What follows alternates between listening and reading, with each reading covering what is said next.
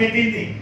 ఈ MLA candidate కు రేపు 2 ఓట్లు ఎక్కువ పడితే గెలుస్తాయనే సంకల్పంతో పెట్టింది.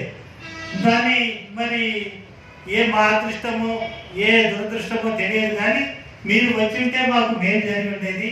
రాలేదు. అయినా కూడా రేపు మేము అల్వాల్లో 30వ తారీఖున మన మైనాపల్లి హనుమంతరావు గారు, అదేవిధంగా మాజీ ఎంపీ ఆధ్వర్యంలో ఒక పెద్ద మీటింగ్ పెట్టడానికి పోతున్నాం.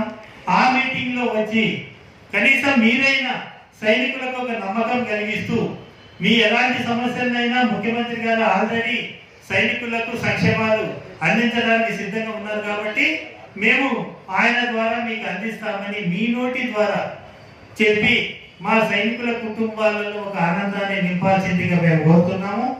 ఈ రోజు ప్రభుత్వం ముందు పెట్టిన ప్రస్తావన కొన్ని నేను చెప్తున్నా. ఒకటి వచ్చేసి మేడ్చల్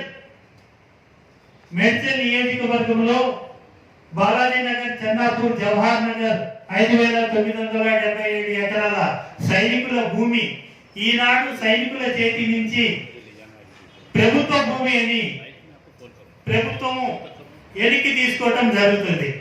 ఇది నిజంగానే మేము బాధపడుతున్నాం. ఇది ప్రభుత్వ భూమి కాదు, ఇది రైతుల నుంచి నేరుగా మా సైనికుల పోస్ట్ వార్ ఫండ్ నుంచి మేము రైతుల దగ్గర పర్చేజ్ చేసాం, కొన్నాం. ఆ కొన్న భూమిని బ్రిటిష్ పాలకులు వెళ్తూ ఇది సైనికుల పోషణార్థం ఉపయోగపడాలి అంటూ జీవో నెంబర్ 2088/6 ఒకటి తీస్తూ ప్రతి సైనికునికి 5 ఎకరాలు లేకుంటే 10 ఎకరాలు కేటాయించి వ్యవసాయం చేసుకొని బతకండి అనే ఉద్దేశంతో మాకు ఇవ్వడం జరిగింది.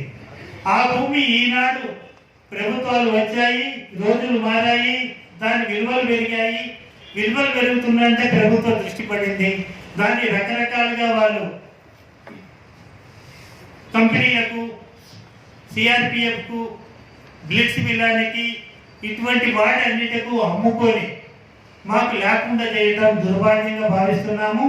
ఇప్పటికైనా దాదాపు 1,500 ఎకరాలు ఉంది కాబట్టి ఆ 1,500 ఎకరాలను 250 గజాల లెక్క జంట నగరాలు ఉన్న మాజీ సైనికులందరికీ 250 గజాల లెక్క ఇవ్వండి అని మేము రిక్వెస్ట్ చేస్తున్నాం. డిమాండ్ చేయగలుగుతాం, కానీ పద్ధతి కాదు. ప్రభుత్వం మాకు అనుకూలంగా చేస్తున్నది కాబట్టి మాకు 250 గజాలు ఇప్పించి మమ్మల్ని కూడా ఒక కుటుంబంలో గౌరవంగా బ్రతికే అవకాశం కల్పించాలని టిఆర్ఎస్ ప్రభుత్వానికి, రేపు కాబోయే ముఖ్యమంత్రి కేసీఆర్ గారికి సవినయంగా విజ్ఞప్తి చేసుకుంటున్నాం.